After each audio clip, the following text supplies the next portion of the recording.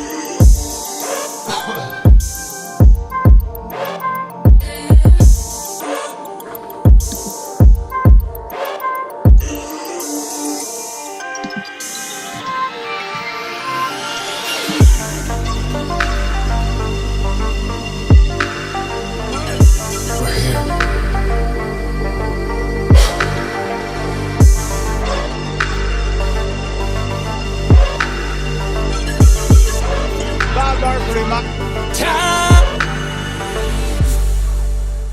Come and make.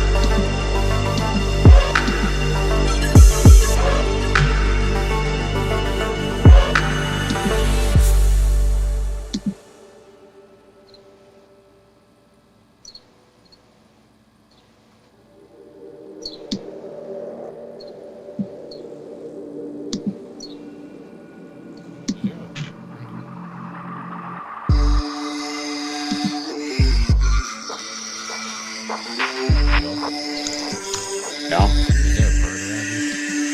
There's a bird outside the house. Yeah, I can do that.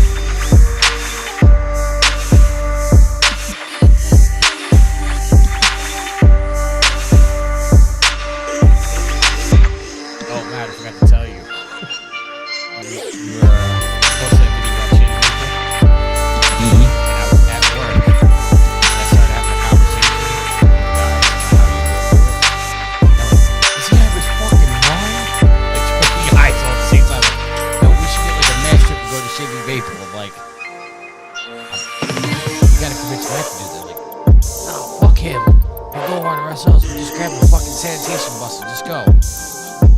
Oh, good use of state property. I was laughing. I was like, what if that was here right now?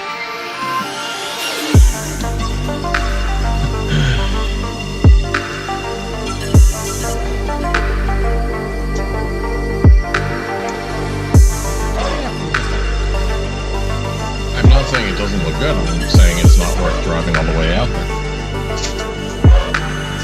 So you wouldn't drive to Philly to get a cheesesteak? Not as the sole reason for my trip. And you're just not interested in driving anywhere to get any kind of food, right?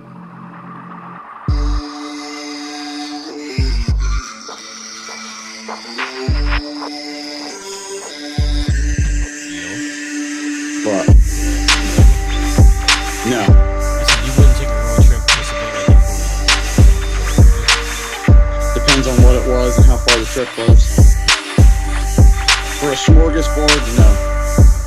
No, I'm saying like the equivalent of us driving to Philly to get a cheesesteak. No, I'm not driving to Philly for a cheesesteak.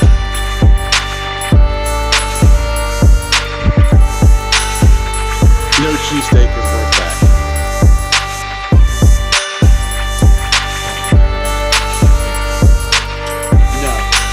No, I have no desire to go to Philly.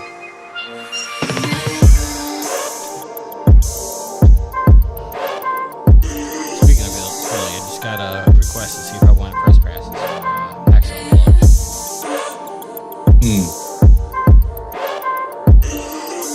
Heard that's fun. Would that be something you would Potentially. I mean, obviously we're not as huge into games as some other people, but Alright, I guess both here. Alex, is there a way you can angle the camera down a little bit? So your face That's is the more best I centered? can do. That's the best I can do. Okay, Matt, the same? Is there any way you could angle it down just so like your face is in the middle? I mean, I think it's fine. Again, I don't have anything holding this up except for the weight of the bag, so I don't want to fuck it too much. Cosmo, yes, you just pooped. I'm not going to go look at it. I'm very proud. No, the only don't reason see it, Dad. the only reason I asked is because when I was doing the Opus, I kept having to adjust your lens for Well, I also shift around a lot. the left and right's not the big deal, it's the up and down. Do you want more? Do I want more up and down? Yeah. I can adjust it more. Oh! I thought you were about to like this is kind of joke. No, literally, I can. You're fine. It's just I think the AI captures where the face is, and centers that, and doesn't necessarily center the camera frame. Right, now I gotta be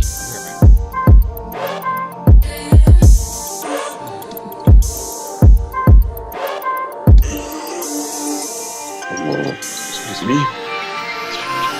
No excuse for you. You are right.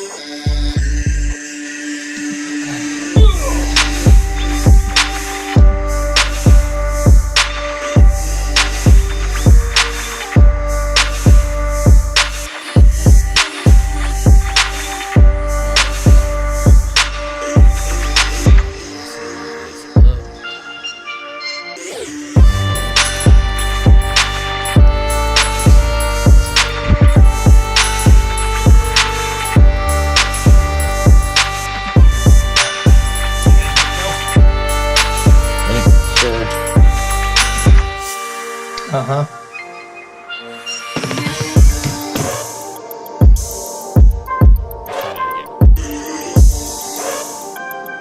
You guys good to go? Headphones Sure. connected to the knee bone. Are we recording yet? Hit record now. I am Okay. recording. Yep. Recording. I am recording. 5 seconds now.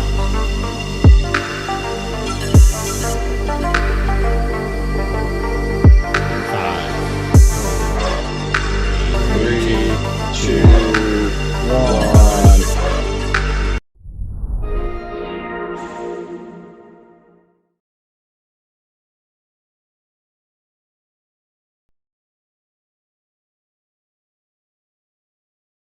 Ender Phoenix.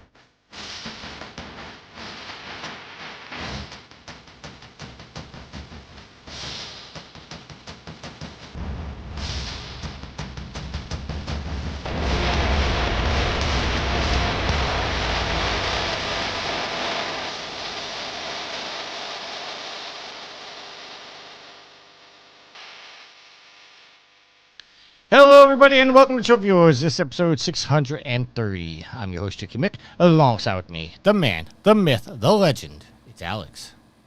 And the man with the webcam that's going up and down right now, bobbling a little bit. Yeah. It's just, Yeah, it's just going with the flow of the music for our awesome intro music. Yeah, no, it was headbanging just like the rest of us. Well, I wasn't there, but I usually do. He brings the awesome. It's I yield to no one. You would not believe the game I saw Tricky playing this week. God bless. I was hoping you forgot. No, didn't forget.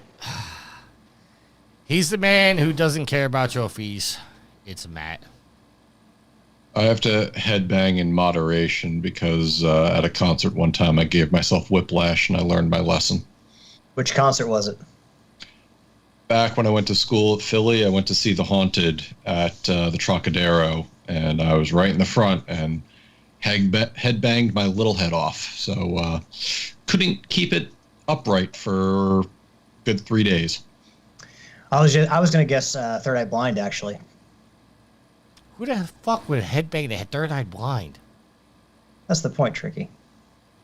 I always like to think of bands from the 90s. Oh, there it goes again. It's headbanging again. Maybe that's why I used to tape this thing down. You said Third Eye Blind and the webcam started headbanging. We know yeah, who man, his Jumper favorite band is. Jumper, shit, yeah. Semi-Charmed. No, I just like to throw random 1990s bands out there because, 1990s growing up, I was born in '84, so that's really kind of my wheelhouse, the 90s. All right, let me. I got a question for you guys because you said that and then it just like something triggered in my brain. Have you guys ever gone to a concert? Yes. And obviously you went to see the headliner, but somebody from another band on the card surprised you of how good they actually were, even though you never even heard of them. So my very first concert was called Tattoo the Earth Tour. And it was headlined by Slipknot. However, for this one show, Metallica was invited in to headline for them. Okay. And the catch there was Metallica, Slipknot, Sepultura, I think Seven Dust had the main stage, but they had side stages. And it was like an all-day event. And there was this one band called the Workhorse Movement that I had never heard of. And they caught me off guard. I bought their CD right then and there at the place. So that was my story. Two-part answer. One about a comedian show, the other one about bands. Went to see, the headliner was Shinedown, and then Godsmack was opening for them. I hated Godsmack pretty much. I didn't like their music up until really the one of the more recent albums. But Godsmack's performance, not better than Shinedown again, but it changed my opinion of the band because they were good live and I liked the songs they played. It was the album that had Bulletproof on it, so it was one of the more recent releases. But I do have an answer for this that does where the opener overtook, in my eyes, the main act, because went to see Daniel Tosh here at a show, and of course Daniel Tosh, a famous comedian. But the opener, who was Kyle Kinane, completely blew out of the water, and I love Kyle Kinane. He did a much better job, and I actually like Kyle Kinane far more than Daniel Tosh because during that same show, Daniel Tosh, we get it, he's controversial, it's not for everybody, and he will even tell you that.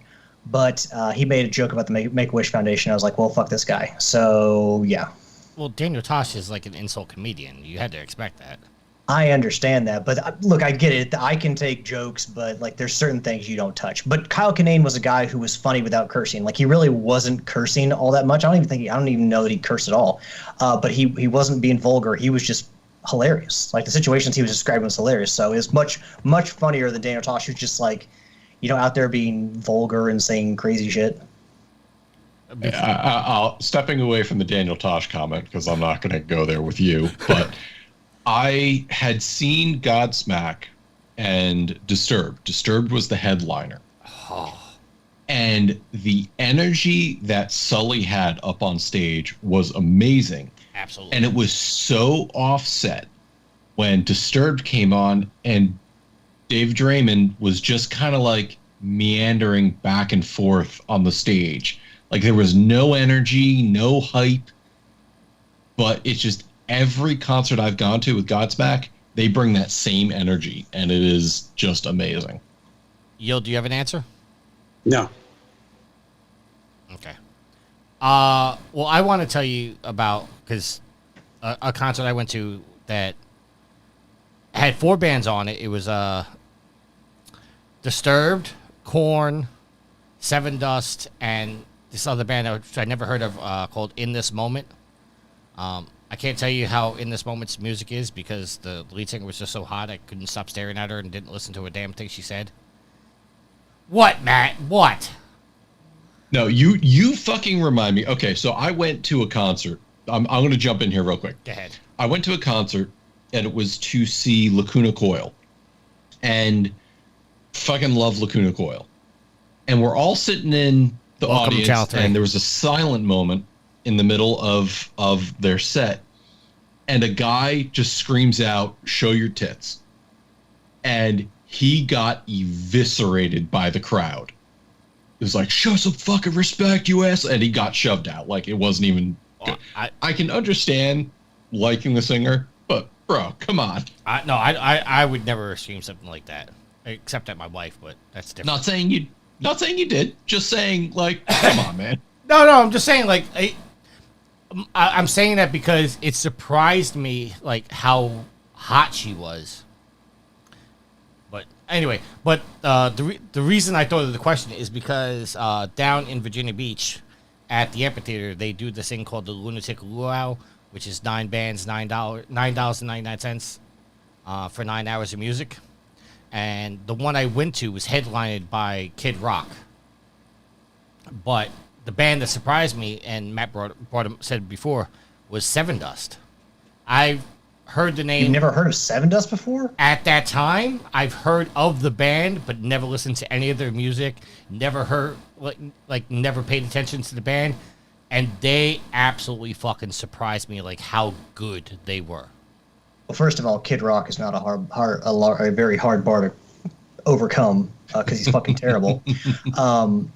But I mean, Seven Dust, like their song "Angel Sun" blew up in the late '90s, early 2000s. I can't believe that man. Yeah, but that wasn't. I can't believe that you had never heard of them before then. That wasn't their song, though. They covered that song, didn't they? Yeah, but still, that song was everywhere. That song was made. It was an original song. And it was dedicated to Lynn Strait from Snot, who died in I believe it was a car crash. Right. I thought that was a cover. I didn't know that was an original song by them. You know, the first I had ever heard of Seven Dust was really Praise, the song single Praise, and the band Animosity, or the album Animosity, which I immediately bought once I started hearing some of their stuff. But yeah, Angel Sun was also on that album as well. Yeah, I obviously I heard of the band, but they surprised me like how good of a show they were. And then the lead singer, tricky, nine bands, 9 hours. That's cute. Here in Louisville, we have something called Louder Than Life, which is like I think one of, if not the biggest rock concerts in all of the country because it's 4 days and it's like a massive amount of bands. So, well, this is. I mean, just it was kept in theme of the radio station, which was FM 99. So it was 9 bands, 9. I mean, I get it. But it might have been a good show. I'm just like, yeah. And Kid Rock does put on a good show. You may not like his music, but he puts on a good show. Godsmack was the same thing. Godsmack, I wasn't really a fan of their music, but watching them, they came out to For Those About to Rock by AC/DC and showed the whole line for them coming from the dressing room to the stage. The only thing I'm disappointed with Godsmack is their bassist doesn't move. He just stands there like a statue. But Sully, yeah. I mean, if you watch most bassists, I feel like they some of them do have more movement than others, but there's not really a ton you can do. You can move around. I mean, you can, but they don't have the freedom of movement that like a front man, like a singer has. Yeah. All right. I don't know, I feel like when you watch most bands' performances, like the guitarists, they are more free of movement than the bass. The bass is just generally kind of a little bit more restrictive, and you don't see them going as crazy as some of the other members, like the front man or the lead guitarist. So, all right, well, this isn't the Music Course podcast, even though I know I started it, but this is the Trophy Wars podcast. So let's talk about our trophies. I am level 653, total trophies of 33,402 with 965 platinums. We don't need to talk about it. Alex? Oh no! You're the what's new thing on the PlayStation 4 has told me what you've been playing. I said we don't need to talk about it. Alex, what are your trophies? No, we don't. I am level 505, not to be confused with 505 games. Total trophy count of 9,890 and a platinum count of 172 in 171 games. Hopefully by the time next show comes up, I will have another one of those shiny sons of bitches. Yield. Level 512 with a trophy count of 10304. And a platinum count of 190. And Matt. Before I go in, just hello to Channel 3 admins who are in chat lurking for us. Thank you. I already said hello to them. Well, I did not, so I am saying hello. Can other people not say hi to him? Is only Tricky invited to this party? If you don't want me to say anything, I'll just sit here and be quiet. I was just breaking balls. Come on, I'm breaking your balls back, so there you go. I mean, it's not like Alex or Yield can see them because they never go to the Twitch chat. Oh, burn. I am a rancid level 220 with 1,311 trophies and 0 platinums. But now, is that today, Rancid the band? Because they did some kick-ass work on the Beavis and Butthead Do America soundtrack. No, the opposite side of Rancid. Oh, okay. Like the bad meat, the bad lunch meat, the smelly lunch meat side of that. Next story, my friend went to a Rancid concert once, and there was a car overturned and on fire at the end of the concert. So, just saying. Still not Woodstock 99. But not that bad, though. Though I did earn an achievement today playing Origami 2 Complete Chapter 4, aptly titled Burning. Yeah, because Matt likes the fire. I noticed you didn't say another achievement in Dave the Diver, Matt. Well, that was the one I earned today. Dave the Diver, I'd have to see what I earned. Okay, because I'm really... Matt, I'm going to be honest. I told you about that secret boss fight, and I'm really anxious for you to... I want to talk about it with you, get your feedback on it. Well, Every week I got to wait longer and longer. I did play more, but I didn't get that far. Collect those Marinka cards. And Sid is level 890, total trophies of 27,029 with 844 platinums. I don't think Sid's catching up to me anytime soon. Just saying that. All right, let's get into what we're playing. I can start us off easy. The only thing I've really been playing all week is NHL 24, Division 2, and The First Descendant. You sure about that? Let's go to Alex next. Are you sure about that? We're going to Alex. There, Yield. Oh, the only things he's played worth mentioning. Let's go to Alex. Tricky, even you're embarrassed about these games. It can't be that bad. Oh no, it's actually a good game. Alex, what are you playing? I even mentioned him. I was like, holy shit, you're playing a pandemic game? Well, now I've got to know. Where were you playing? Alex, what are you playing? All right. Played a little bit of Helldivers this week. Also continued to play more of Tales of Kenzera.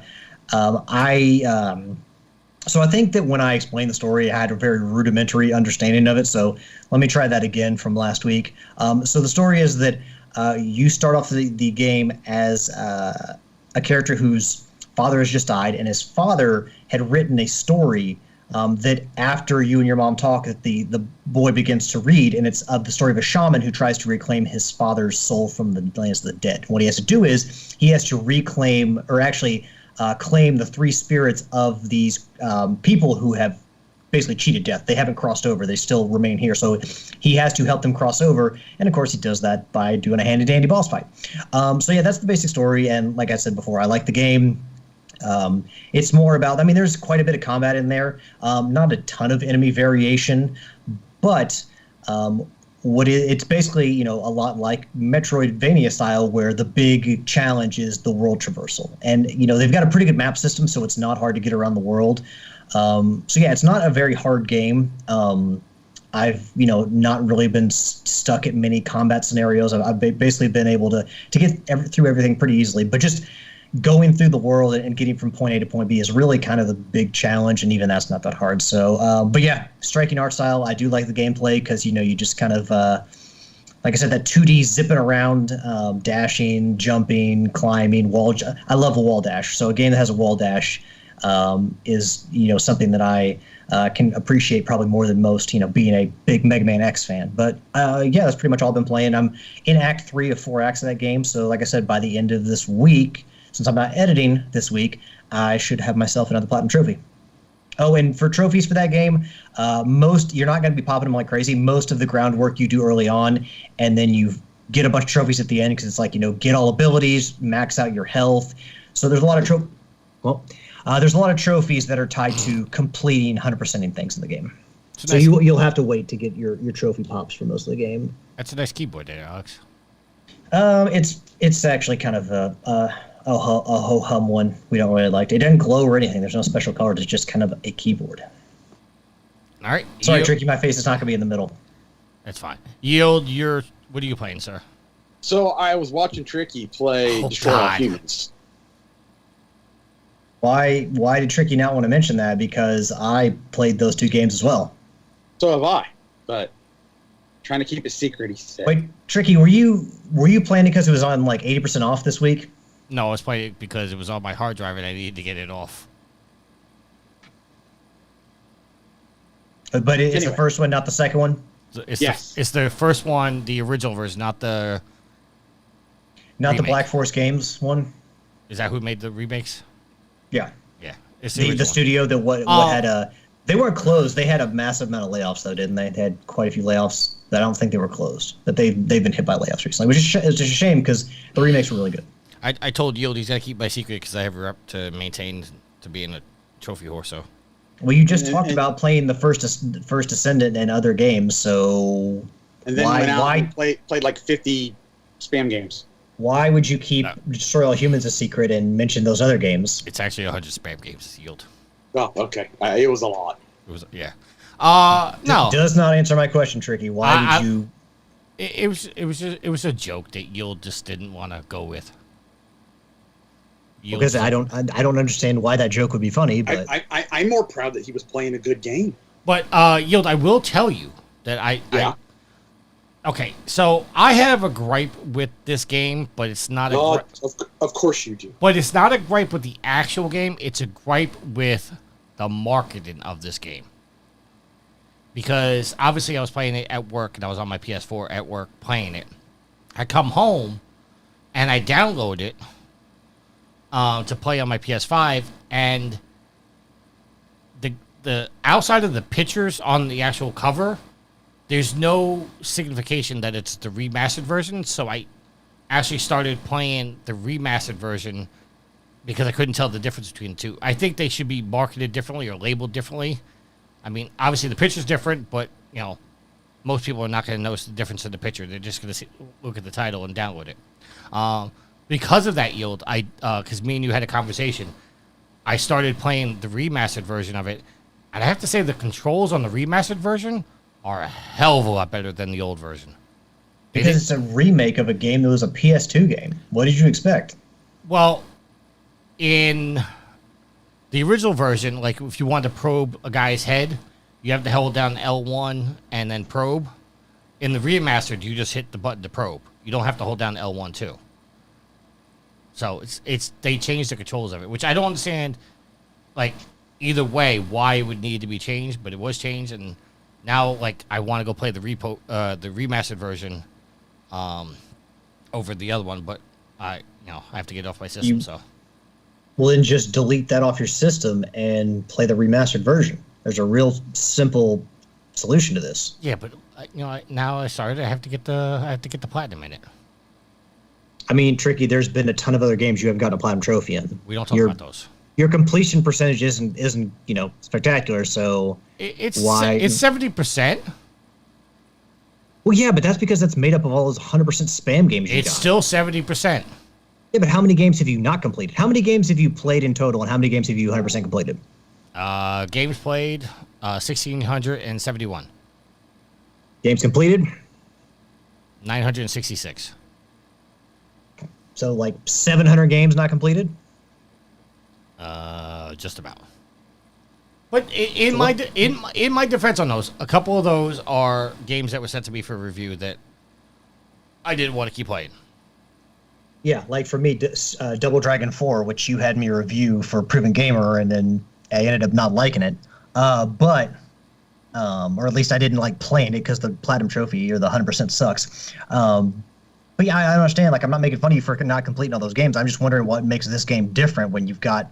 It's not like you have 100% or something like that. Because I'm trying to, I'm actually upset because I want my completion percentage to be 69, but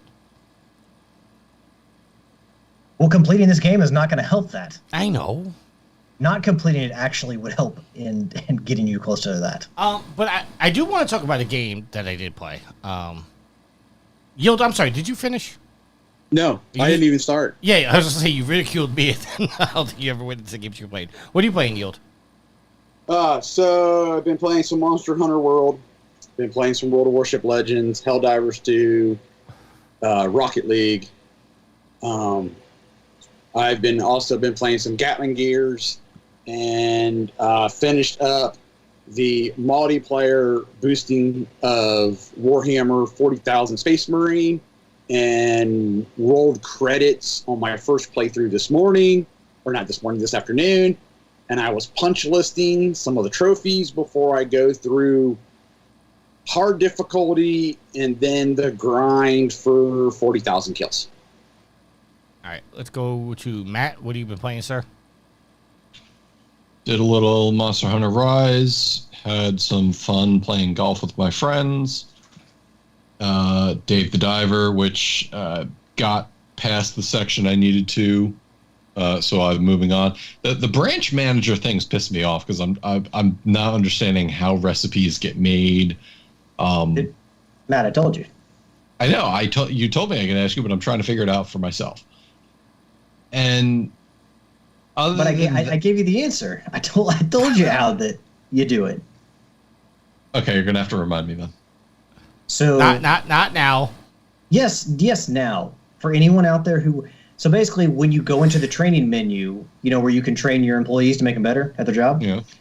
There should be a thing like a drop down where like on PlayStation it's triangle, or on maybe on other controller it's Y, and you can set the menu based around the idea of the most expensive items, the most tastiest items that the customers like the most, or you can base it on like obtained. So you start out default with obtained, and you're going to be selling a bunch of blue tang and a bunch of other shit that's not going to make any money. But if you change to like the most expensive, and they have the ingredients, like if you send them like shark and stuff, they'll start making a lot more money. I got to where my branch restaurant was making anywhere from $15,000 to $20,000 a night on top of what I was making in my main restaurant. So it does help quite a bit. Okay, I'll have to do some work on that. I also got to rank up my manager. There's that. More Lego Star Wars: The Skywalker Saga. A lot more MechWarrior 5 Mercenaries, Origami 2, Helldivers 2, and then a little bit of the first Descendant. All right, so I actually have two trophy questions for you guys. NHL 24 has two trophies in there, or a couple trophies in there, that are extremely luck-based. Ray says, Matt, your Helldivers photo is amazing. So I had taken a photo. It was kind of like my character staring forward, and then one of my friends had angled just to the side of me, like staring at me. So I just put it up on Channel 3 for the photo of the week, saying, if I don't see him, he can't see me. It was just one of those, what did you do? All right, going back to NHL 24, there's luck-based trophies. Like, there's a trophy where you have to check a guy into the bench. There's a trophy for you have to get a shot deflected. And there's another trophy for you have to break the glass with either a check or a shot. So my question to you guys is, when it comes to your trophies, do you care that some trophies are luck-based rather than I have a way to do this, and whether or not I can do it or can't do it is a different question? But I mean, holy fuck, this is an easy answer. No, they suck ass. Like, who wants a luck-based trophy? Like, I would rather it be based on my skill or me just doing something over time enough to unlock it than have it be skill-based. Because it could come right away, or it could come, 10 hours down the road. So no, they're terrible trophies. I don't think anyone likes those. Well, I think the argument for the luck-based trophies is that you can brag to your friends that you've gotten it where some people haven't gotten it. So you can't brag about skill-based trophies? You can, but there's a certain level. There's a difference in the bragging, saying, "Ha, I got this and you can't." Well, what I will say is that I think that those two specific trophies, or those specific trophies you mentioned, like knocking out the glass and checking somebody into the where the reserves are, that or the bench, I guess we would call it, are like very obviously they make sense within the game, within the realm of hockey. So I mean, you figure that just with over time those would come, but I mean generally in luck-based game, like if you have to roll a certain, like you're playing like a casino game and you have to roll a certain dice count or something like that. I mean, it's just in general luck-based trophies are really really terrible. Although I will say, like I said, they fit the theme of the game NHL. That makes sense. Like that you would get a trophy for knocking somebody out the boards. All right, Yield. Depends on the trophy, whether or not it's annoying or not. The ones that you're describing in your game, they would sound they don't sound too difficult to get if you don't get it when you're like normally playing. Like you can like if you know you need to body check somebody into the bench, so every time you play the game, if you're over by the bench, you just try to body check people into it. Eventually, you're going to get it. Yeah, couldn't you just like with somebody else like work it to where you have two people playing one against each other, and then someone stands by the bench and you just go smack them around? No, because there's different ways you can body check people. Like you obviously you can hit the body, but in order to get somebody over the bench, you really have to like base your hit on the upper body, and you can't really do that in an NHL game. You hit the body, but there's no way to target the top half, so it's not as easy. Because I turned on the second controller and put a player by the bench and just kept body checking him, and it didn't work. Do you have to go in? Does that player have to go into the bench or over the bench? They have to go over the boards into the bench. So. Yeah, but so hold on, wait a minute. When it comes to a hockey game, a hockey rink, what do you mean? Like there's no glass in that section. So basically, Correct. It wouldn't be that difficult to knock somebody over the board because the board's not that tall. Like all the players are tall. No, but when you body check somebody in the board, at least in this game, they hit the board and fall to the ice. They don't topple over. It's completely luck based. You have to like time it perfectly. Hey Matt, guy who does not care about trophies. How do you feel about luck based trophies? They wet your whistle? So I actually have an opinion on this one. Oh, here we go. If you are not a platinum whore, I think they're fine. Because if you're not trying to go for that end goal, it's neat if you get it. If you're a platinum whore, I get it. It sucks because you're depending on RNGesus to help you out. So, it just depends on which side of the fence you sit on. It's the same thing with I don't remember what Final Fantasy game was. I think it was maybe 14. But you had to get every weapon in the game, and there was a lot of RNG with it. So that sucks as well. And then the other game I want to talk about is Bloodshore. It's one of those FMV games. I really like the games, but do you think that those type of games, because I mean honestly the way to describe it, it's like playing The Walking Dead, where there's a lot of decision making and you just have to do multiple playthroughs to get to the platinum. But do you think there's a chance that those type of games could replace like the Telltale system, where you just go through a story game making choices and it doesn't really matter your choices, you're just going to get to a story end, like you choose your own adventure? We'll start with Matt. I don't think so, because there's been a ton of games like that already, and nobody's really bought on to the method. Here's the difference: things like Telltale, they're working within an engine. FMV games, you're dealing with real actors and actresses and voice lines and dialogue replacement thing. It's not as easy to do as like a standard Telltale jaunt. So I think there's a definite barrier for people to overcome if they want to do that. Thank you. All right, Yield, your thoughts? I have no idea what you're asking. All right. Yeah. Telltale games, obviously, you're going through the game. There's a predetermined story, but there's like a choose your own adventure. So if you choose to save this person or that person, obviously the story splits in that way. It's like the butterfly effect. Games like Bloodshore, 5 Dates, Who Killed Uncle Marcus, all those games basically follow the same premise, but instead of graphics, you're watching movies and video clips of your different decisions. With I don't know. I'd have to play a game like that to decide whether what I liked. Okay, then we'll go to Alex. Alex, what do you think? I mean, Night Trap was how long ago? I don't think that FMV games are going to overtake, what Telltale did. I don't know. If people want to sit there and watch a movie, they're going to sit there and watch a movie. I think that generally playing games is kind of different. Like, yeah, you do have Heavy Rain and some of the games that kind of cross into both worlds. But in general, I don't think people really want that to be like the game style that's super prevalent going forward, because even other people, when they talk about those games, it's like it almost feels like not a game in some ways, like not a video game. Like Heavy Rain kind of felt like it's a game, but is it really completely a game? So with FMVs, you take that out even further, and I just don't think that people want to sit there all the time and play the video game, the movie. I think they just kind of want to play a video game, and those games can be around, but I don't think they're going to overtake anything and become like the standard for the industry.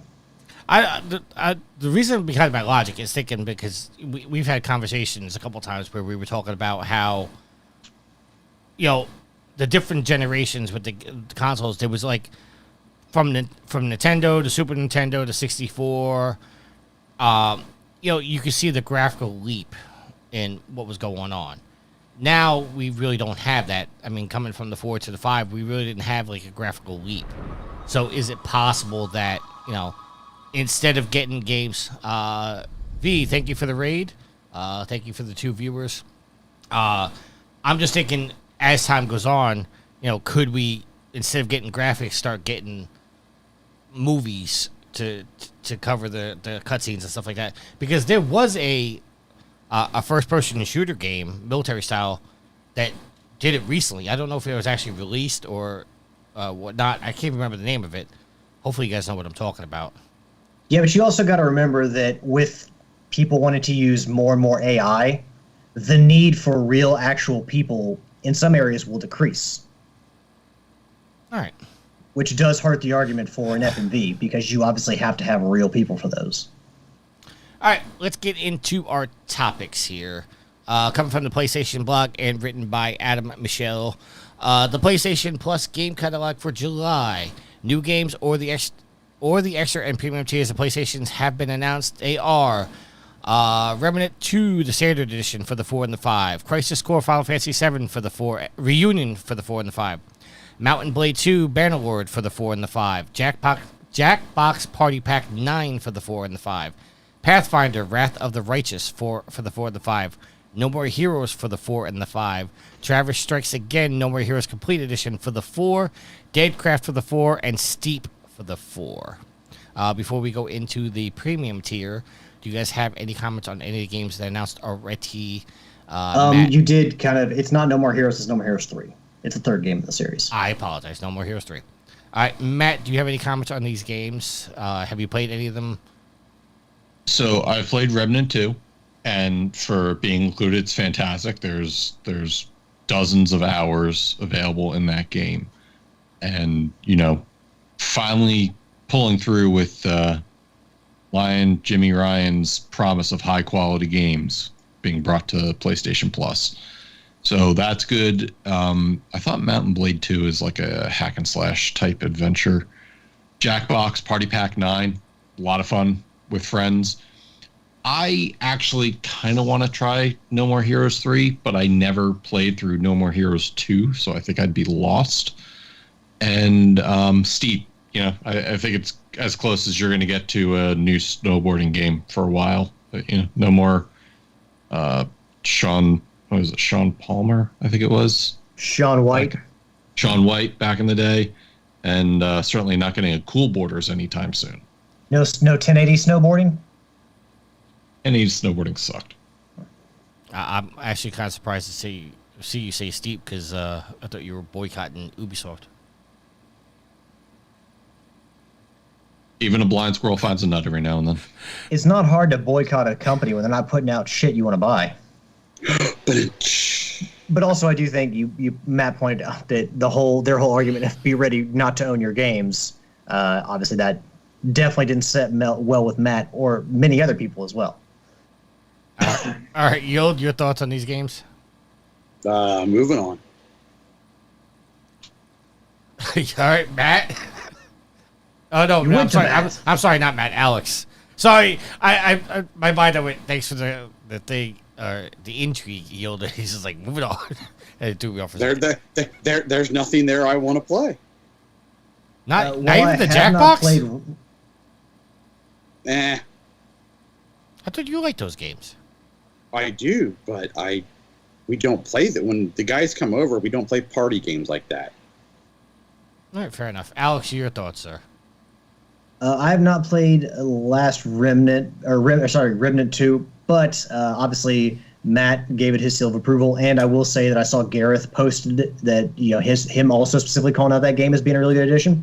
The Jackbox Party games, Jackbox Party 9 in this case, really fun. A lot of fun to play with friends. Even over Zoom, they're great to play. If your friend lives, a far distance away, can see him all the time. Just getting on Zoom and playing Jackbox Party games is a lot of fun with him. I've got a buddy in Atlanta that we've done that with him in recent times. And it's always, even if you can't be in the room with them, it's still a lot of fun to play. And then the No More Heroes games, I tried to play No More Heroes, and despite the fact, I can't remember if it was 1 or 2, it might have been 2, but despite the fact that those games basically being just like a string of boss fights with me and my proclivity, enjoying Super Punch-Out, Mike Tyson's Punch-Out, Shadow of the Colossus. I mean, I love the games that focus on the bosses. I just didn't really enjoy No More Heroes, so I kind of just stopped playing it. Got a little bit in and then just stopped playing it. So, I know that those games are where there's a very faithful audience to them, but I just couldn't get behind them. But they're worth checking out for anyone who didn't get to play them, because they did start out at first on just the Wii itself. All right. What was I gonna say? Oh, the next games we have coming through. Are you interested in any of them, Tricky? Just Jackbox. I thought Pathfinder, just by the name, was this game that was announced a long time ago, but apparently I'm wrong, and now I can't even think of the actual game I was thinking of. Oh, V made an appearance. I was like, the PlayStation Plus Premium tier. We're going to get Job Simulator for the VR2, Summoner for the 4 and the 5, Ratchet and Clank Size Matters for the 4 and the 5, and Gene d'Arc for the 4 and the 5. Alex, I know you're interested in Ratchet and Clank Size Matters. That was a PSP game, correct? Yep. Was it? Yeah. No, I mean, I never had a chance to play it, and it wasn't even on the Vita. It was just the original PSP. So, yeah, I mean, I might give it a chance. I might roll out with it because, I mean, there's obviously going to be trophy support because it's a Sony-owned game, so they'll roll out the trophies for it. So, yeah, I mean, I might as well play that game since I've never played it, and I do love Ratchet and Clank games, although, I mean, I definitely... we've had Sly Cooper come to this service recently. We had Daxter is also on the service, so it would be, and Jak and Daxter, the Precursor Legacy, are also on there. Well, actually, a lot of the Jak and Daxter games, Jak 2, I think Jak 3, I think most of them are actually on the Classics catalog. But yeah, hopefully they keep rolling those out because I would love for. Well, actually, no, it's I would love to see. Ratchet and Clank Tools and Destruction get a trophy list, but I think it's already on the service itself. It doesn't have one, so. But yeah, just keep rolling out these Ratchet and Clank, these Jacks, these Sly Coopers. You can never have enough of them. All right, Yield. I'd play Ratchet and Clank probably. Okay, and Matt. Job Simulator is fun, but albeit they're bringing it out for the PSVR 2 because, well, they're not going to bring it out for the PSVR 1, but Job Simulator is also very old at this point. It was actually on the one. This is the okay. This is the VR2 port of it. Yeah, it's a very old game, so they're throwing as much as they can on the VR2. Ratchet and Clank, I'd like to play again. The PSP game, not the best representation of Ratchet and Clank. Other than that, really, again, nothing on the service that screams, "Hey, go spend your money on this." Ratchet and Clank, obviously for me, and Job Simulator. I already get the platinum on the first VR game. Eventually, I'll go through and I'll get the platinum on this one too. It only takes like 2 hours to do so. But that kind of humor really doesn't like intrigue me too much. It's made by the Rick and Morty guys, right? I don't think so. I think Accounting Plus was the one that made by the Rick and Morty guys. Or maybe that's the one I'm thinking of. Okay. All right, moving on to our next story, coming from PC Gamers, written by Jamie. Is it Hore? Hore. That's how I pronounce it. Okay. Division 2 backtracks on... Tricky was real afraid to say that out loud. Yeah. What's the name of our show? Well, Trophy Whores is a lot different because... A lot different than calling somebody a whore. Could you imagine that guy in high school? Hey, whore, what's up? Is it a guy? I thought it was a girl. It doesn't matter.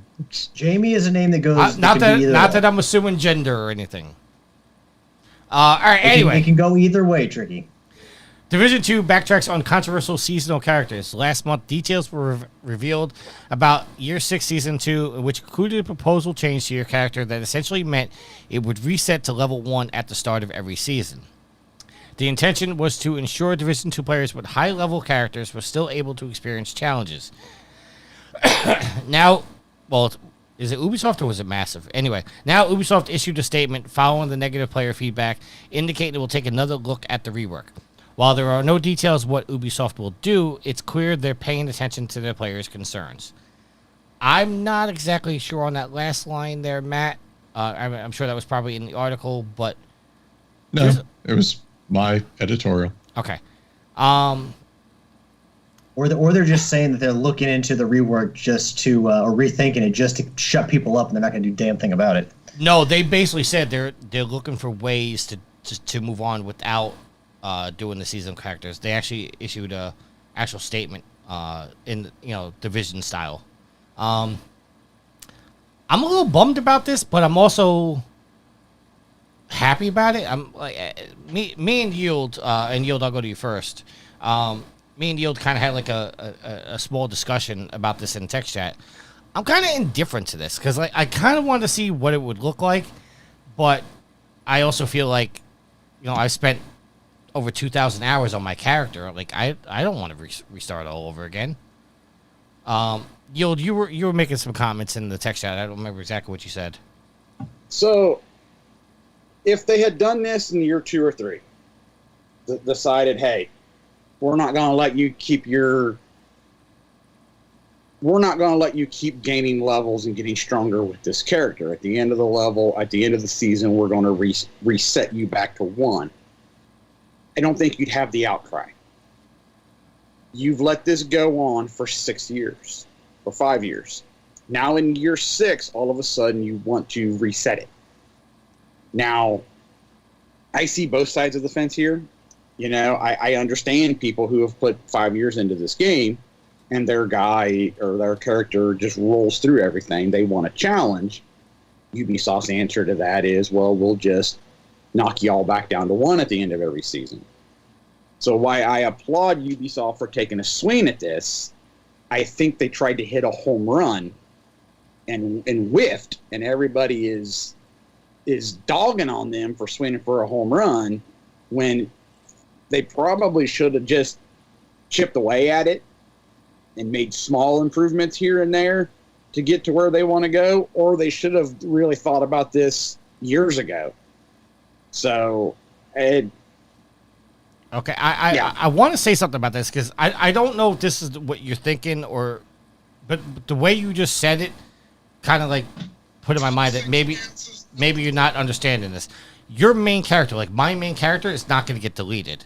It's just that's not what I'm saying. Okay. It's just that what they were doing was when the new season launches, in order to do the story content, you had to start from 1 and work your way back up to 40. And at the end of the season, anything you earned on that character transferred over to your main account, which transfers between all your players because you could have it up to 4. So it wasn't like it was deleting the progress you had. It was just saying during the story content, this is where we want you, and we want to give you a challenge doing the story content. I again, I'm not saying that's what you said, but when you said, start over, it just triggered in my mind that maybe you thought we had to delete the character. So I just want to clarify. Yeah. Go ahead. We'll go to Alex next. So here's the thing. I do enjoy some level of challenge in my video games, but if I put as many hours into The Division as Tricky has, or any game really, by the time I'm at that point, I want to be like God mode. I want shit to carry over, everything I've earned to be the same.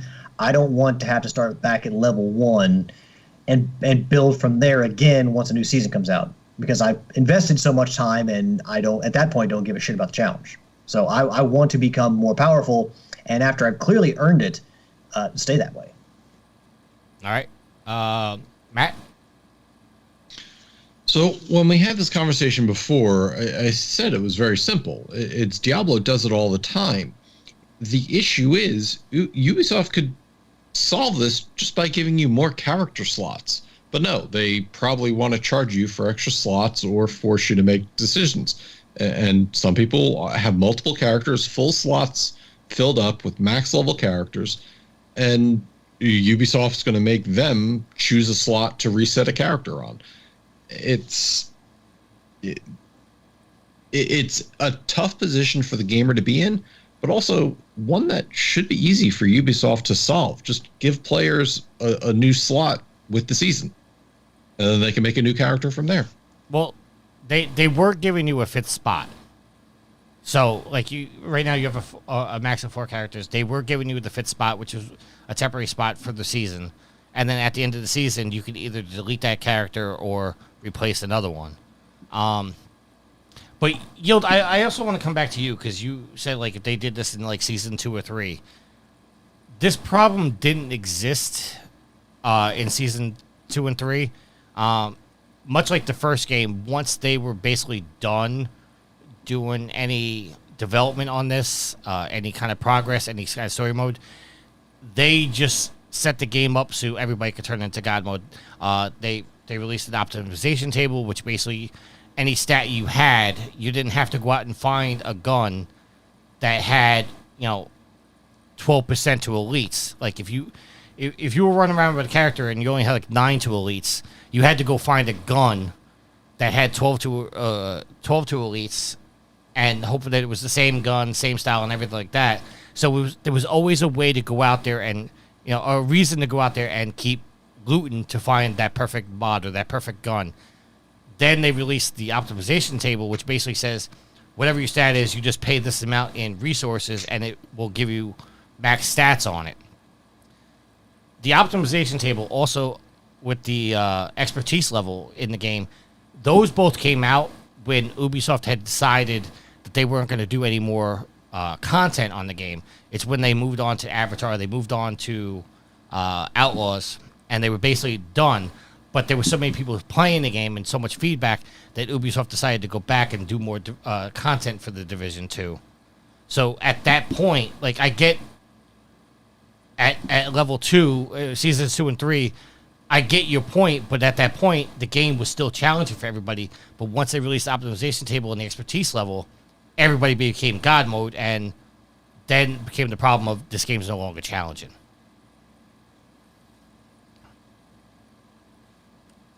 Do you want to respond to that, Yield, or should we move on? Move on. Okay. Alex and Matt, you have any final comments you want to make about this? No, I mean, you said that they were giving you a temporary character slot, a 5th spot, but right. Anything you earned then with that character through the season then wouldn't carry over. Yes, it would. No, they confirmed everything you earned with the seasonal character would transfer over at the end of the season.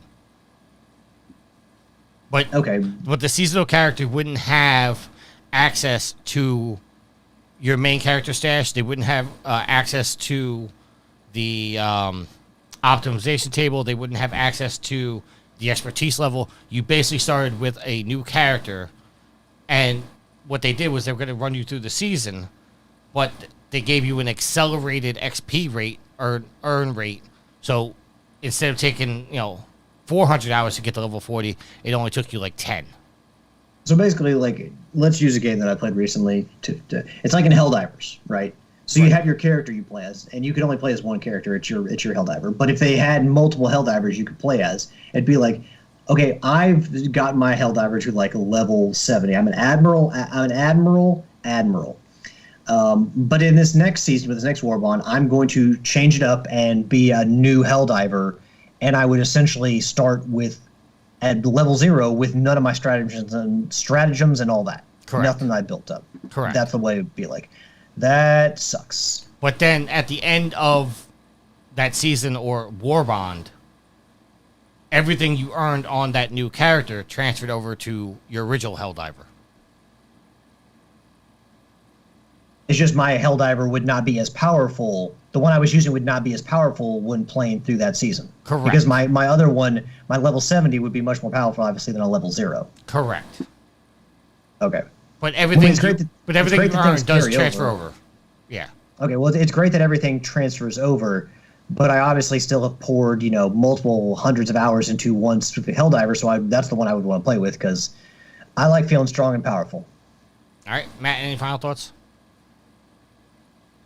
I mean, it wouldn't hurt them to think of maybe having ways that seasons can be played both either via new or via your overpowered character. But I'm not Ubisoft, so that's on them. All right, moving on to PlayStationLifestyle.com, which is Matt's favorite website. PlayStation Portal sales continue to prove naysayers wrong. According to a tweet by Matt Piscatella, Sony's remote hand... Matt Piscatella. What did I say? Well, not that. Yeah, not that. Okay, whatever Alex said. Sony's remote handheld was the best-selling accessory in dollar sales for May and 2024 year to date. The sales continue to impress Sony. So the question is, will this lead to another fully portable handheld in the future?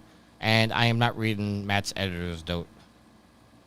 I will read my editor's note. I was going to say, I'll read it. But Oh, go ahead, look, Matt. another PlayStation-centric site quoting how the Portal is not a failure without providing hard stats.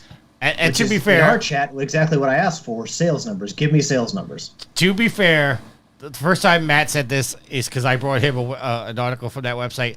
I did not bring this article. And I have to say, when I saw this in our group chat, I went, Matt's going to say something about this being a PlayStation-centric website. That'd be like me going out on Facebook saying, come listen to the best PlayStation podcast on the East Coast. I do that all the time. I'm biased, but I do that all the time. Noted. All right, so Matt, we'll start with you. Do you think the Portal is not achieving more than everybody thought it would, outside of Sony? I think Sony is doing what they wanted to do with this. They wanted to appeal to those people who can't get their hands on the TV because their spouse or their kids or their dogs are using the TV for whatever they're doing, and they don't have access to play whatever games. So it's hitting that market, obviously. And there's going to be new people in that market all the time as people have kids, as they don't get to turn on the TV. I just think without hard stats, and again, the way that this article and Matt Piscatella says it is it's leading by dollars. Meaning, if you sell 2 PlayStation DualSense controllers, you're still behind, from a sales perspective, 1 PlayStation Portal. And on that, I still don't know how much margin Sony is getting on a DualSense controller versus a PlayStation Portal. So I don't know if this is revenue. I don't know if this is profit. Nobody is giving any sort of real stats here. And this is hitting home the point you were talking about, Alex, is that it's great that a PlayStation site would go out there and say that, yep, hey, it's not a failure. Don't ask me for proof. I'm still waiting for other news outlets, maybe even Sony themselves, to say, we're very happy with the sales success. I think, the numbers will show that, but they're not showing the numbers. And honestly, what other accessories are there? DualSense Edge, the Pulse headset, the Pulse headset Pro. I'm not sure what other accessories are on the PS5 these days.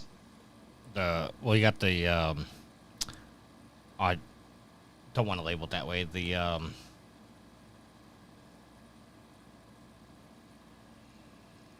Exactly. I know exactly what variety. I know exactly what I want to say, but it'd be rude to say it that way. The controller designed for people that have the handy capable one. There you go. The accessible controller. Right. Thank you, Roboto, in chat. He said the disability controller, the headsets, and he says, "Here's a number for you, 2 million." I don't know where any of that's coming from. I just think to put an article out again, and for just going off of Matt Piscatello's tweet, I think this site's trying hard to be like, no, trust us, it's not a failure. It's a very successful device, because the baseline has always been Sony doesn't support their peripherals. Sony is putting out shit that nobody wants. Sony is doing things weirdly enough. So it's trying to draw up support for a device that I don't think needs any more support than it already has, because it's obviously hitting with those who really want a device that they want to be able to play their games without having to turn on their TV. When you think about it, Sony actually doesn't have to support the device, because just by putting games on the PS5, they're supporting the device. So, well, yes and no, and we've seen that we've seen that statement sort of be incorrect when they released the device and people didn't have a way to log into the portal on public Wi-Fi, or I'm sorry, on Wi-Fi that required authentication. So they've recently fixed that and made it more useful. So I think there's going to be more down the line that they could possibly do, including, hey, Sony, maybe put your streaming stuff available on the device so that way you can play it that way. I'm actually surprised that's not on there from the start, because you got to figure it's probably going off of if they're already working on the streaming, it can't be hard to stream from their servers like they do with the PS3 games. So notice how he said PS3 games and not the older games. Well, no, the PS3 games now, the only way to play them on the 4 and the 5 is to stream them through your console, where you can download the 1, 2, 4 games. So, but Yield, your thoughts on the Portal? Oh, Yield has no thoughts on the Portal, other than I find it absolutely funny, like everybody else said, that you got a PlayStation site going, hey, look, our peripheral is awesome! Behind every great person, company, or product, there is a hype person. And this, ladies and gentlemen, gamers of all kind, this is your hype person. Well, to be fair, this is not Sony saying this. What? This is not Sony's. Where are the facts? No. Leading dollars. What's the only thing that released this year? PlayStation Portal. Wow. How hard is it to beat nothing?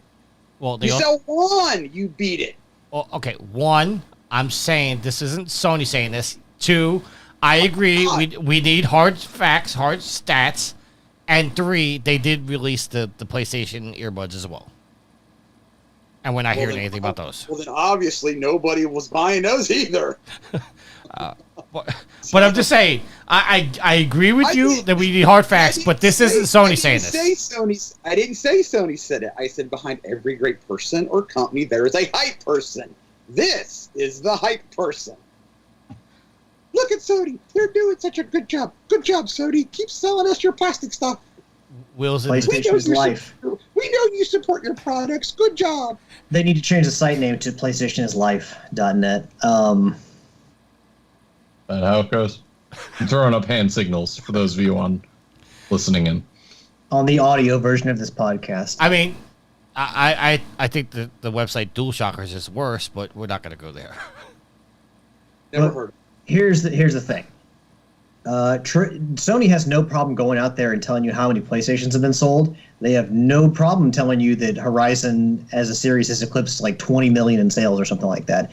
You know, they've got no issues telling you when things are going really well and when they've sold a lot.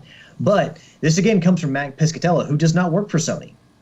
So Sony not out there trumpeting its own device is kind of telling. It may not be as bad off as it may be more positive to them than, say, the PSVR 2.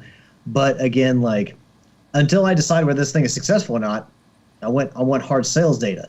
And also, I'm not impressed when I hear this because, and I don't know if this is just like in the article they were talking about just PlayStation accessories or if it's accessories as a whole, as a market. But when you think about how long these consoles have been out, the Switch has been out the longest, and then you also have the Xbox and the PlayStation 5, which all have been out for at least 5 years each. I'm not impressed when you tell me that this accessory that came out within the last year is outselling, accessories like extra controllers for devices that have been out for 5 years. How many controllers can people buy? So a lot when they get stick drift. Well, I mean, I haven't had that issue with my play. I still have my original PlayStation 5 controller, and it hasn't had any issues. Now, if I'm buying a fucking Joy-Con, well, you buy a couple Joy-Cons and they get drift on you, and then you swear them off for the rest of your life. But yeah, what's it competing with? Headphones, extra controllers for, again, consoles that have been out for a long time where people have been able to buy extra controllers. So I'm sorry that based on what I see in this article, it's not impressive enough to say, oh, it's, the biggest part of the hardware market, when we also, again, need to remind you that while a DualSense is, $80, this thing's $200. Each one sold is $200, so it's easily one of the more expensive accessories out there. It's the price of a handheld console. All right, but it's categorized under accessory. I did look up the full tweet. He says May spending on accessories dropped 8% when compared to a year ago to 148 million. Headset and headphones spending grew 10% in May when compared to a year ago, and it was offset by a 12% dip in gamepad spending. The PlayStation Portal was the best-selling accessory in dollar sales for both May and 2024 year-to-date. So that was the full tweet, just for context. Yes, but again, I'll say that there's only people have already bought extra controllers for their consoles. They don't need to buy any more controllers, so obviously sales of those are going to go down. And if you have something expensive like the Portal at $200, it shouldn't be that hard to beat the sales of the controllers. All right. Will in the chat says, you guys are never happy. There's no pleasing y'all. And then he says, yield is the reason why Xbox Live went up in price. Good. All right.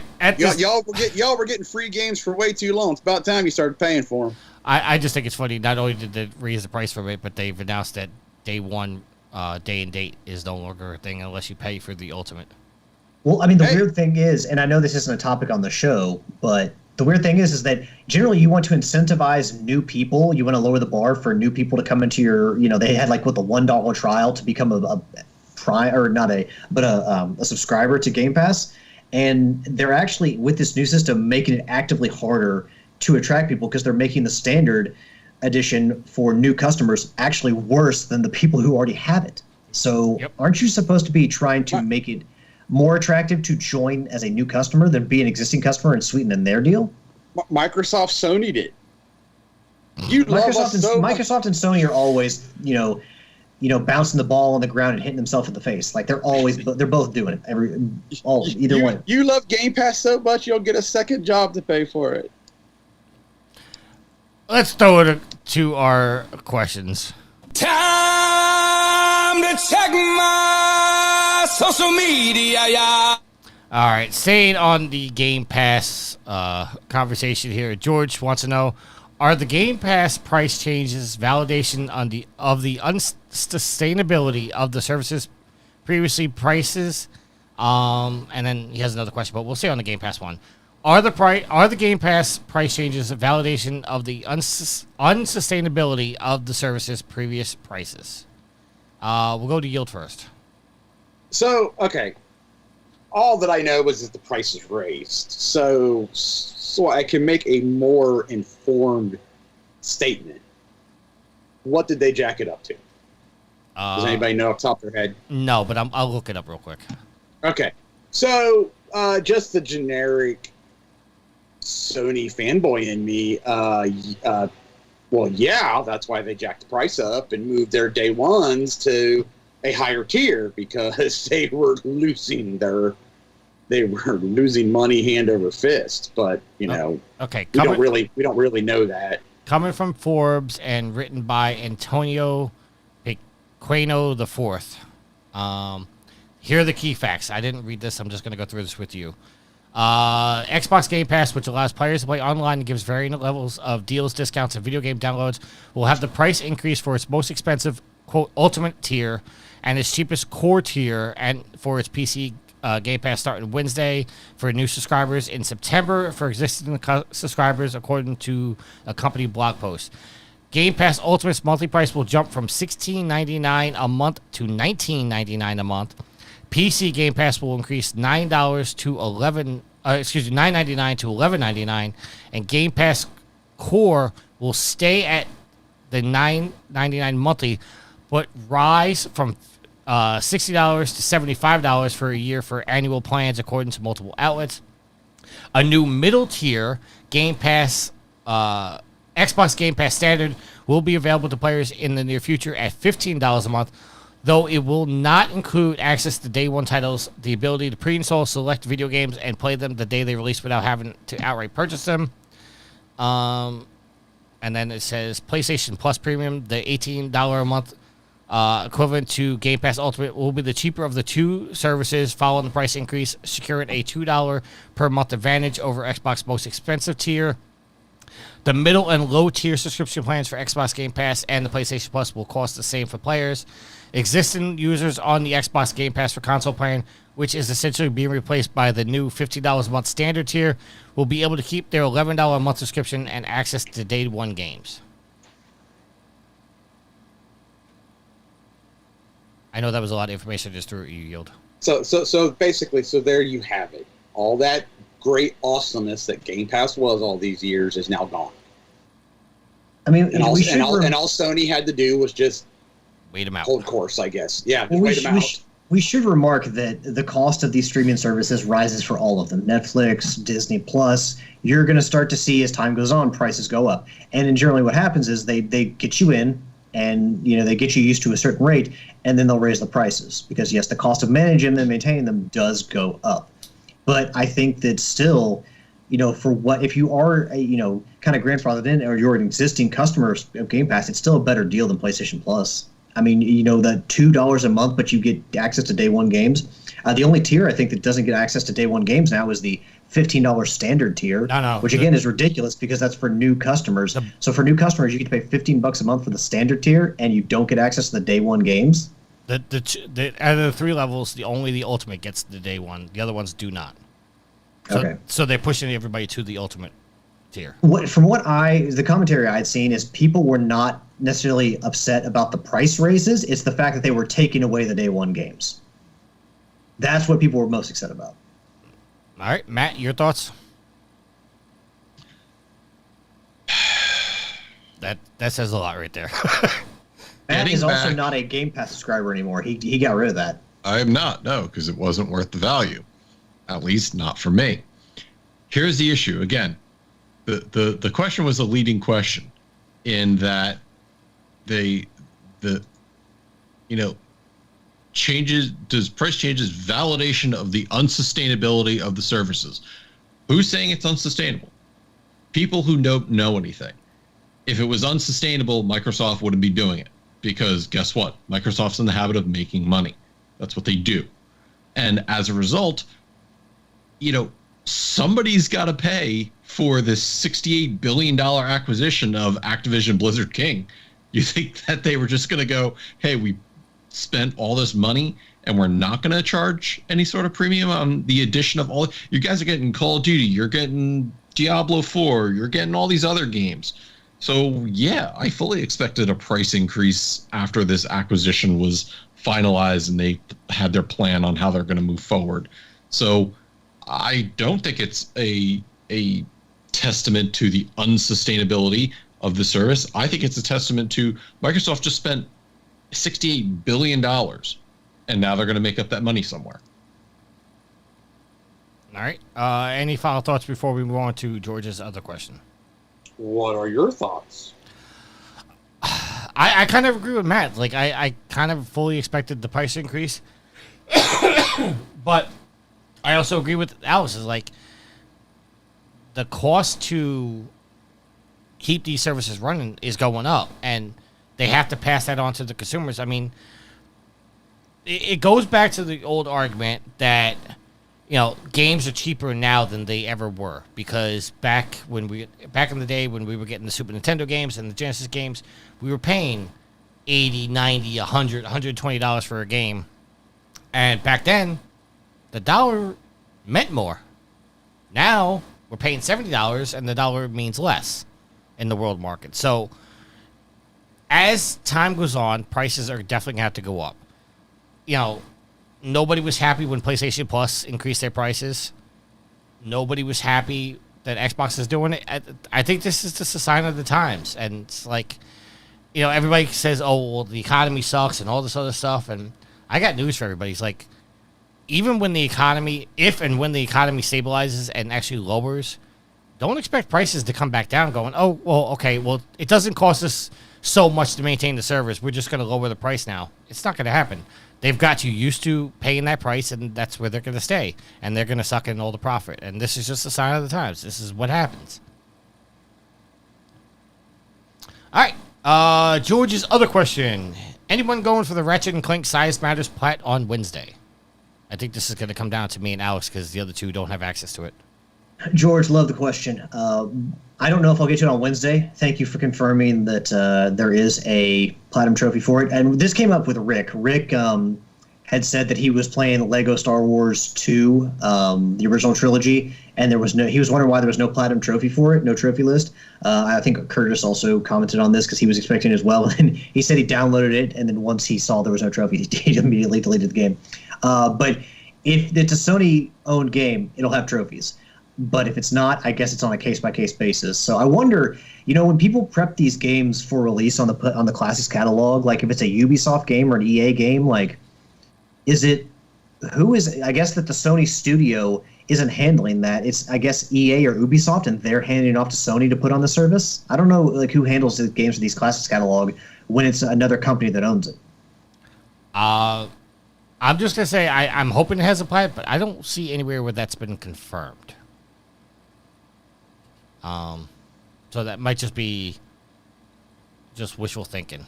Well, you'll find out when you load it up on, again, Ghost Hunter got a Platinum Trophy. I find it hard to believe a Ratchet and Clank game will not have a Platinum Trophy. I agree as well. I'm just saying, I haven't seen anywhere where that's confirmed. And again, Tools of Destruction does not have a trophy list, but that's also streaming. It's not one of the, I'm pretty sure it's not on the Classics collection. I think it's just in the game catalog, and you have to stream it. Because they haven't at least released PS3 games for emulation on the 5 yet. Okay, well, you know what? I'm going to take that back because according to Exophase, there are trophies. Now, I don't know the validity of it. I'm linking it to Alex right now. But that's what I'm seeing. All right, next question. Come from JT. How depressing is Concord? Really depressing or out of the cosmos just depressing? For those who don't know, the beta is open to play Concord. So I have not, and I will not, because I don't care. Unless, you know, Tricky's probably playing it. He's probably going to play it at some point. Absolutely not. You're not? Nope, it's first person, and I was really, really, really fucking pissed off when they revealed that it was a 5v5 shooter. Well, we know Yield's not playing it because he said as much. Matt, any chance you jump into the beta? Tricky, didn't you ask me if I wanted to play Concord? I didn't ask you if you wanted to play Concord. I asked you if you were going to play Concord. Oh, okay. Memory was failing me. No, I'm not going to play Concord because I'm as disappointed as everybody else the second the words 5v5 came out of their fucking mouth. All right. Okay, so I'm going to ask this next question, but I do not have confirmation of this. I actually looked it up. Will says the International Olympic Committee announced that the Olympic esports games are going to be hosted in the Kingdom of Saudi Arabia. I don't know that that's true. I don't think Will would lie or, you know, whatnot, but I haven't seen any confirmation of that. But his first question is, which video game would you like to see in the Olympics? We'll start with Yield. Ninja Gaiden. All right, Matt? Kill it with fire. You gotta smile at Alex on that one. Alex? Yeah. Because that game is fun. It's just Tricky. Tricky will never, you tell Tricky to play, he should play it, and he never will. If I get a big enough Extra Life donation, I'll play it. How big is big enough? I'm thinking like it's got to have at least 3 zeros before the decimal point. All right. So like 100 would do? $100 donation would? Or no, that's 2. So you want 1,000 at least. At least. For me to sit here and go through and get that platinum on stream. But yeah, dude, well, first of all, there's no platinum trophy to it. It's just 100%. And right. But you get to take out spiders. You're so scared of spiders, and now you get to turn the tables and take them out where they can't possibly hurt you. Yeah, but I'd have to look at them to destroy them. All right, what game would you want to see in the Olympics, Alex? You know what? It's been a long time since we got basketball for the Olympics. So how about we get NBA Street Volume 2 in the Olympics there? Pull out a classic from the PS2 era. I'm surprised nobody said Warhawk. Warhawk is the servers are down. It didn't say which game that's currently servers are up. It says which game. Yeah, but you could go buy like an old PS2 and go get copies of and landline it and play it. You literally cannot load up Warhawk at this point. Right? Yeah, you could. You could landline it. Fair enough. All right. Or it could be Warhawk for the PS1. No, there you go.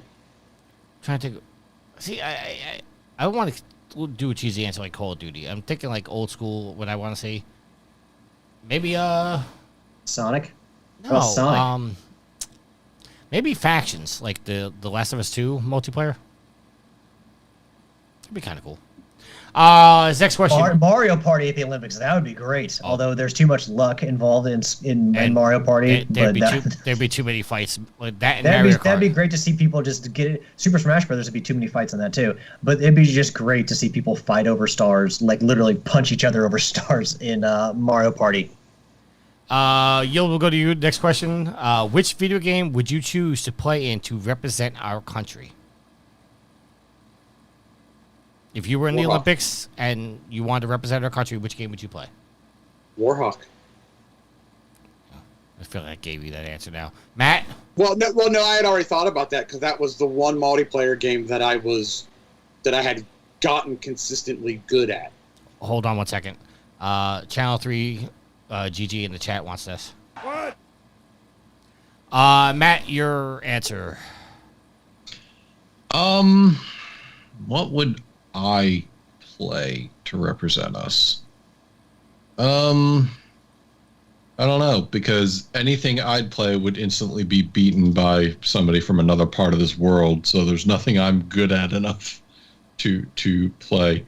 Let's do Micro Machines for the Nintendo Entertainment System. All right. Channel 3 in the chat says there are some real old men real old men options suggested for the Olympics. Alex, which game would you play? Well, that would be because all these newer games are too easy. If it's going to be in the Olympics, we can't just hand out gold medals. We have to earn them. Channel 3 says, Matt, we could do Smash Duos. As long as somebody's willing to carry me.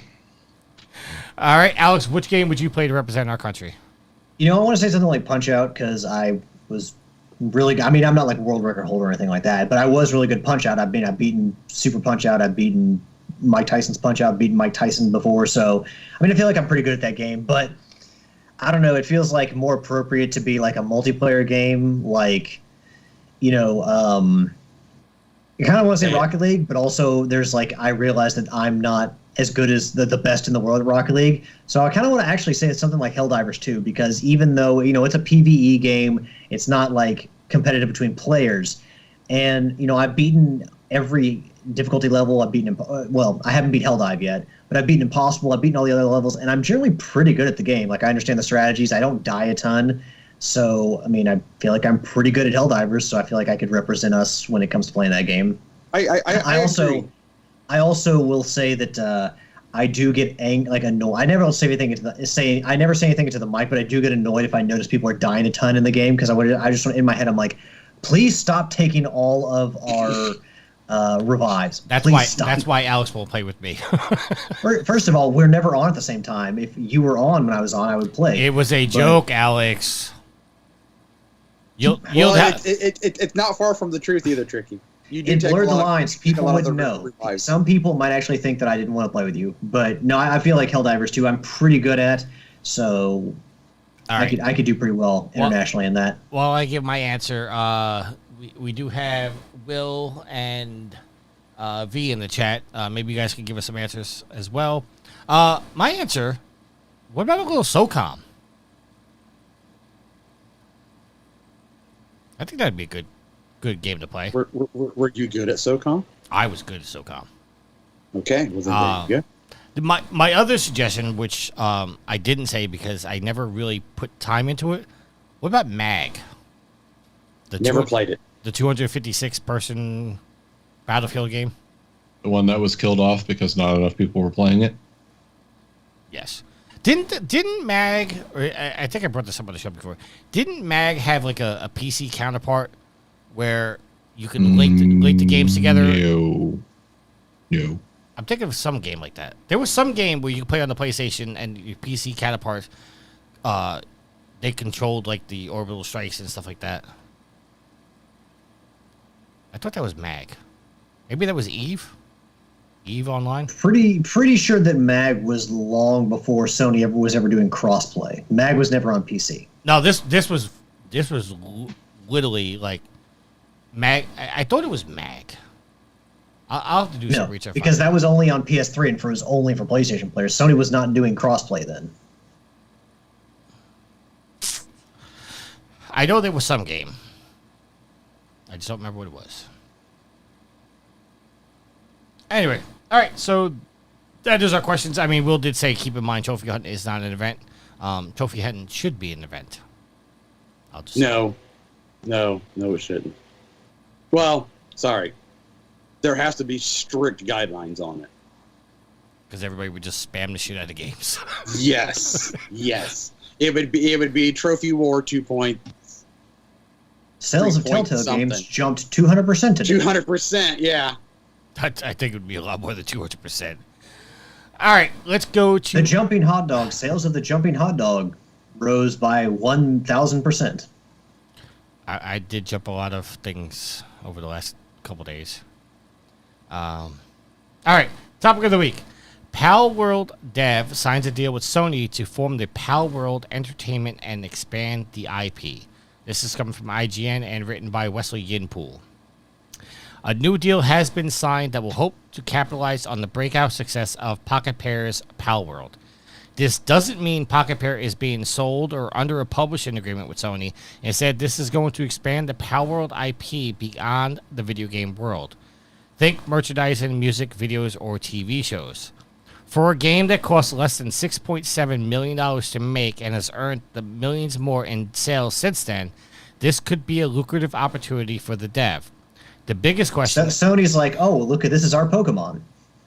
The biggest question is how quickly can they capitalize on this new deal, at least long enough to be profitable to both companies. I also thought it was weird that no mention that Palworld was coming to the PlayStation has been mentioned. Speculation. Well, considering Sony is so slow at reacting, by the time they bring it to the console, everybody would have moved on, or there'll be some other new kind of Pokemon game. All right. I have to step away for a second to get a refill on my drink. I'm going to throw the floor to Matt, because Matt, I think, is the only one that's played Palworld here. Am I? Alex? You Alex? No, I haven't, but I thought Alex has. It's on what, That's PC right, and Xbox? because it's only on PC. Yeah. Okay. No, it's not on Xbox? It's on Xbox PC. I don't think it's on Xbox console. Okay. Which is a very weird statement to say. So yeah, no, it's my question here at the end was, are they striking while the iron's hot? Because they're still updating the game. So the game came out, it had its forest fire success, billions of people, millions I should say, probably people played it, not billions. And it's been slow to update, though they are steadily working on it. And they said back when it came out, as people rushed through and got to the end of what content there was, they said it's okay to stop playing our game and come back when something else has been released. So, go enjoy. There's other games to play. So there's still work to be done on the game. And I think maybe, when you consider that sales have probably slowed down, this is something else. Pocket Pair is expanding their repertoire out there and letting Sony do the heavy lift on the non-gaming side to get maybe a continuous influx of funds through merchandising, through whatever else they need to do to continue supporting the game. Because sales only get you so far. I'm hoping they saved a bunch of money from the initial breakout success, and they've been investing that. But it was also costing them a lot of money per month for all their server work. So that's another thing to consider. What will come out? It'll be interesting to see. I definitely think you're going to get stuffed animals, which is going to be an interesting concept because some of those plushes, Matt, they're known as plushes. Plushes. Okay, that's great, I guess. I don't know what I you're just not walked going to back have a into. room full of Palworld plushes. Oh, all the fire ones. Yes, I will. Absolutely. Okay. But there's a Collective bunch of them that have guns. And you can imagine that the plushes, if you will, are going to have guns as part of it. And parents are going to see this and go, what the hell? No, hell no. And meanwhile, the kid's screaming in the middle of the Target aisle, being like, Mommy, I want my pal. Come on. Not to mention that you kill and eat pals in the game, too. So I'm not sure how all that's going to translate into something that I think people are going to see this and go, oh, kid-friendly stuff. It's easy. It's a easy combo. Look at what Pokemon's done. You know what, Matt? Kids don't have any disposable income. You know who has disposable income? People in their 20s and 30s. So that's the people 40s. that could, yeah, people in their 20s, 30s, and 40s. Maybe not maybe the those 20, close maybe to their not maybe the 50s. 20-year-olds, but definitely people in their 30s and 40s. So they will more than make up for the sales of those plushes that the kids can't be buying. Yeah, well, we'll see how many of them are actually buying those things. The thing to note here is that really what makes the Pokemon Company successful is not necessarily the games. I mean, yes, the games sell, tens of millions of copies, but it's the merchandise. It's all the shit outside of it that really, it's the most profitable IP in the world. And what really helps that along is the plushes, is all of the other stuff that people love to buy. So that's why the Pokemon Company is as successful as it is because of the merchandise outside the video games. So, I mean, this could be a very lucrative deal for this company and for Sony. But because, are people going to attach to the Palworld characters, the pals, as much as, say, Pokemon? Are people going to be out there buying as many of those as they are of like a Gyarados or a Gengar or a Charizard or something? You just don't know. So this could be a very big, moneymaker for Sony and for this company. Could help expand the IP, or again, it may lead to nothing. All right. Yield? I stepped away, so I don't know if you spoke on this yet. No, I haven't. Well, other than I poked fun at by the time Sony does anything important to it, it'll be moved on. I was here for that. Okay. That's what I've said. Question for Matt. I don't know if this is fact, but are they still being sued by Niantic for copyright infringement, or was there ever a story, or is that still ongoing? So What do you know? It was not not Niantic. Niantic. Niantic Pokemon is company. Niantic is makers of the Pokemon Pokemon Go. I They don't own. I Pokemon apologize. at all. I apologize. So here's the thing. When Palworld came out, the Pokemon White Knights were out there saying, Nintendo's got to sue you. Meanwhile, it wasn't Nintendo. It's the Pokemon Company. Potentially, I think Game Freak does the games.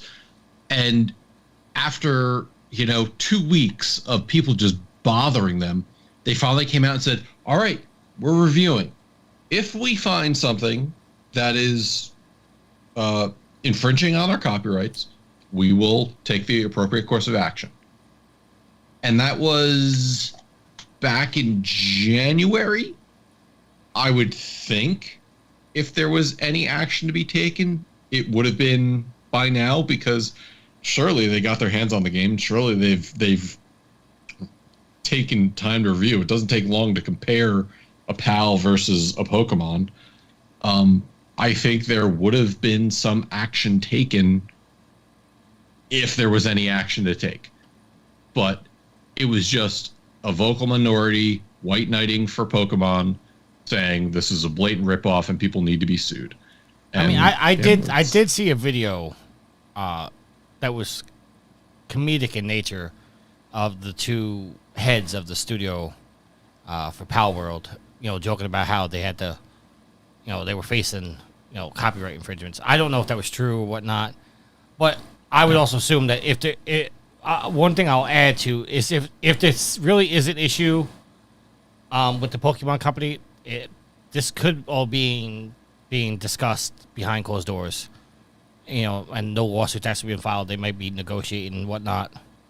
Well, why would Sony jump into bed with this company, development studio, if there was legal action going against them, especially from Nintendo? That's why I was bringing up the question of, is the lawsuit, because then Sony would have to inherit this.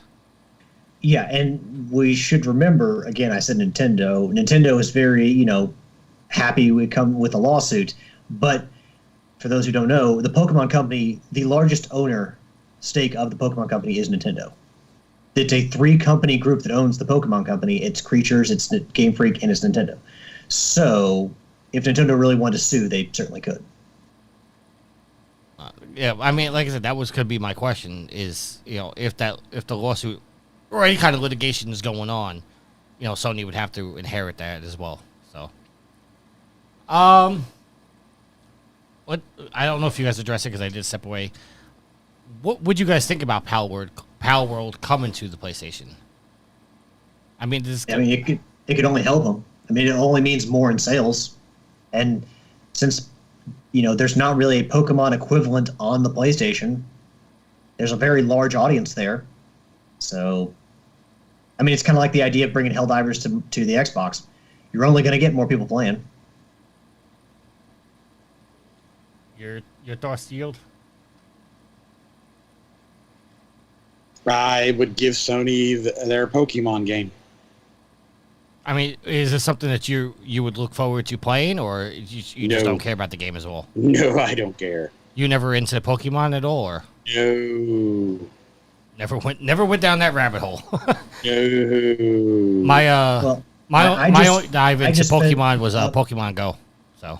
Well, I just spent a good, what was it, 12 hours at least the last couple of days playing Pokemon Go for Pokemon Go Fest. So I think we all know that I would definitely be trying Palworld if it was, available to me.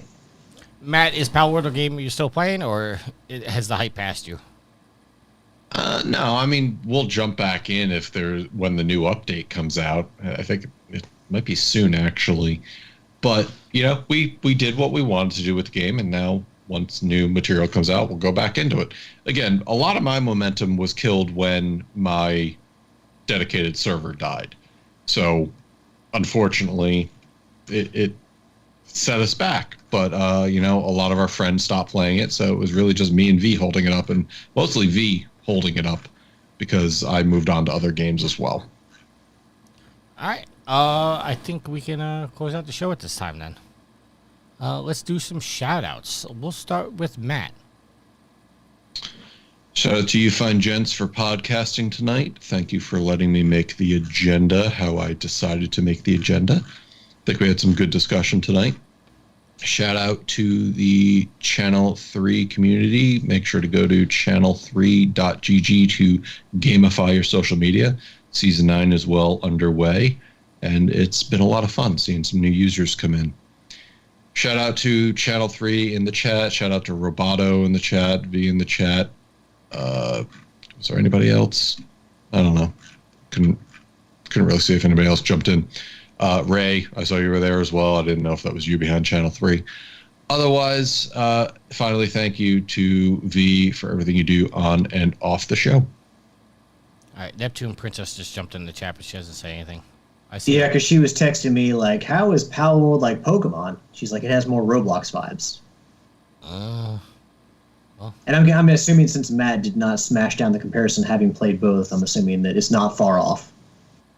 I've never played Roblox, so I wouldn't be able to. No, I mean Pokemon and Palworld. Listen, one, you get to shoot a pal in the face. The other, they faint.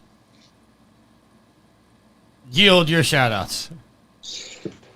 Give a shout out to Alex, Matt, and Tricky for recording tonight. Shout out to everybody who was hanging out in the chat and interacting with us. Shout out to all the pimps in the mountains of the Horror Dome. Thank you for downloading, listening, interacting with us on Facebook and all our shenanigans. And a shout out to V for everything that she does behind the scenes. Does it. Alex. Give a shout out to our community, the listeners, the fuel to the fire, the Trophy Horrors. Thank you all again every week. No matter how you support us, word of mouth, whether it's downloading, listening, sending us questions. We appreciate everything because it's what keeps us going. Give a shout out to Matt, Yield, and Tricky for recording tonight. And last but not least, I got also give a shout out for George for bringing up the platinum trophy and the trophy list for Ratchet and Clank Size Matters. And then last but not least, Ashley, I love you, hun. That is going to be the end for me. I'll give a shout out to Sweet Mama D and the Goddess. Shout out to you gentlemen for recording. Thank you as always for showing up. Shout out to all the listeners. Shout out to everybody in the chat. Shout out to everybody that's getting involved with the TikToks and the YouTubes. It's been very, very active in this last week. A lot of people are making comments on Alex's video. Shitting on Ubisoft and Assassin's Creed. Alex, your video is actually up to 9,800 views at this point. All right. That's I guess respectable. Well, it's our third most watched video. Shout out to everybody get involved. I am going to compose a list of the most talked about comments in our social medias and possibly do a segment next week or the week after, just to make sure we include them because people are coming over. I'm seeing a rise in our download numbers. I don't know if the two are related. I hope they are, but I don't know if they're related.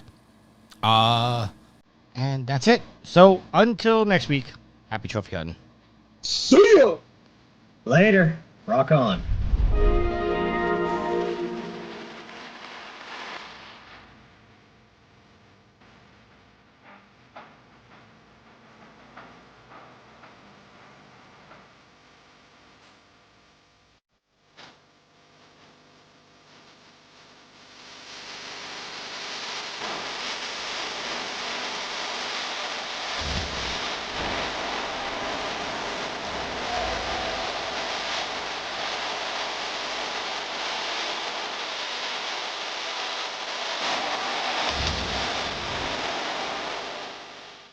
The theme song is Venus by the band Even off their album Zenith. Permission granted by the band and 12 Stone Records. You can find them on Facebook by going to www.facebook.com/evenphilippines.